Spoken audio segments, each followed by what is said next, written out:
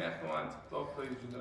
Şulayda dünyada yüreği pek, en dünyada hal adam yüreği en pek Allah'ın yeri. Bu canlı düşünür. O zaydım Allah'ın canı kavurna. Bundan baktı yaşı. Göreceğin kovluk olsun Allah'ın. Anadan olmasın, yok anadan yok. Önden başlık olmasın, nefik olsun.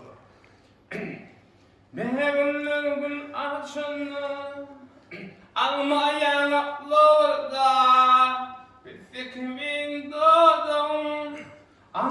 Anaracağım şartlıyla biz iniye gönlüm de yok gönlüm.